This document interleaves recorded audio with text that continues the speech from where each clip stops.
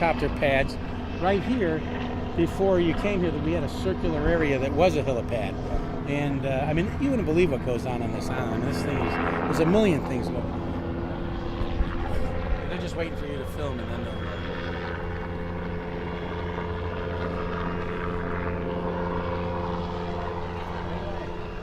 They're looking for me. Video. This is the Rendering. animation. Yeah. Oh, sweet. Thank you. Off they go. You got a couple questions. Absolutely. Last question. All right. So I do understand that there are some environmental concerns from some environmentalists, and like you said, you guys are definitely putting forth your best foot and making sure that you are meeting those environmental concerns.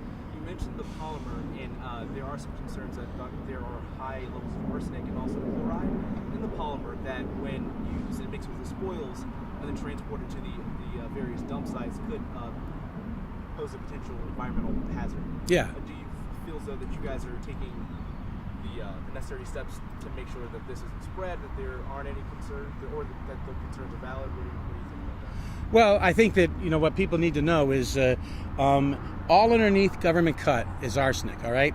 It's the residuals of years of natural process that's on the ground of government cut and on the ground of the bay floor. We're not on the ground of the bay floor. We're underneath the ground. So any type of arsenic that we in fact encounter is an organic arsenic. It's a natural occurring arsenic, and it's a minimal amount, but nevertheless it's still monitored both by us and by DEP. On the chlorides, all of the barrier islands have chlorides, because what is chloride? Chloride is salt, right? So we've got salt water, salt sand. Those are the chlorides that are there. Now, as far as disposal, you can do all upland disposal, and any areas in the barrier island, what we're doing is we're taking the exact same soil that's here and bringing it to a place to cap a landfill to mimic what was originally there. But there are concerns that people have, and I think that that's why we've spent thousands of dollars on making sure that all the testing's being done. And when we do the testing, we don't just do testing like, okay, let's test it today and this is what we're going to have. We have to test on basically on every type, but we get to a certain minimum. Like right now it's about 1,000 cubic yards. We have to test, and then we can put more. Then we have to test and put more. So once a pattern is developed, they might make that testing a little more broad. But until everybody feels that there's adequate measures in place and that the public health is protected, then we're all going to continue to do what we need to do to monitor anything as close as possible. But there is right now, as we speak, both the chlorides and the arsenic. It's all naturally occurring because we're right on the bay. Having said all of that, the polymer that we inject, that's a concern. All of these are concerns that we have to make sure that we address adequately, but also creates a level of satisfaction and comfort for Durham, which doesn't give permits willy-nilly. So I think that even our biggest detractors, whom we've sat down with, and when they've seen what we've gone through with our environmental measures and safeguards, have a level of satisfaction. And so far we've not yet met anybody who has expressed concern that hasn't sat down with us and with Durham, because you always need a third party out there why would they trust us? They want to make sure there's a third party telling them something that they can trust. So our goal here is, again, public health and safety. So we do everything possible to mitigate any concern that anybody can have.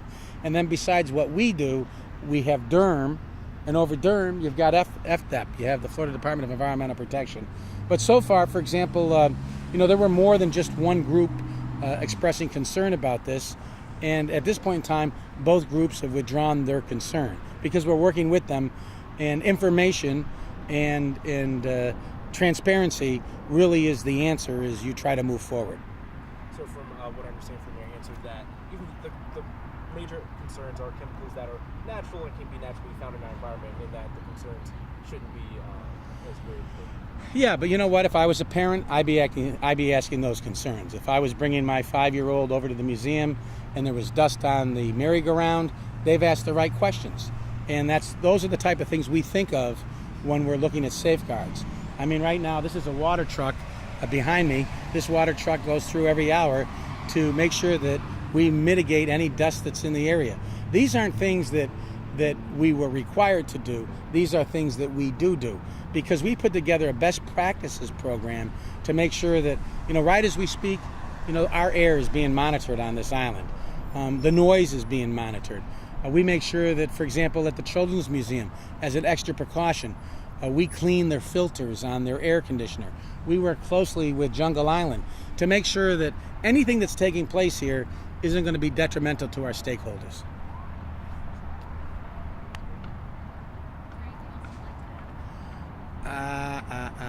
Well, no, I mean, the big thing really is that the best part of doing business here is this is a hyperactive community. We have hyper media, we have hyper political involvement, and we've got the stakeholders where in fact we're in a fishbowl. I mean, as you look around, and whether it's the high rises on the Venetian, 1,000 folks a day going into the museum, everything happening at Jungle Island. We have really quite a little metropolis happening right here. So with all the activity here and with all the review that we get, it's really part of the process to make sure that we're going to do the best that we can for the community that's enduring this long and intensive construction process. One last question. When we were doing our research and we were looking at the story, there was a similar project that was conducted in Boston. Yes. I believe it was, and by the time the project was over, the amount, the price tag of the project quadrupled in size. Do we see the same thing potentially happening? Well, this project won International Finance Project of the Year, and the reason it did is because our company's financing this project. So in fact, when they talk about the big dig up in Boston, going from, I think it was something like from 7 billion to 12 billion and billions. We were talking billions. This project is 643 million. If in fact it cost us 720 million, that's our enchilada. We have to pay for that. Within the contract, there's 150 million that's been set aside for geotechnical concern based on the strata of the geotech here. In some cases, we've got more water than we've got rock. So there's $150 million set aside that we have for those geotechnical concerns. Anything over and above that doesn't address geotech, if we decide we need more thickness on our segments, then we thought we have to eat that, because what this is a public-private partnership. So we're designing it, we're building it, we're financing it, and we're operating it. So unlike the big dig, that was a design, bid, build, public project where they had no one overseeing it. They had no third party. On this project, not only do we take the risk on this project, we said we can build it for $643 million. That means we have to build it for $643 million.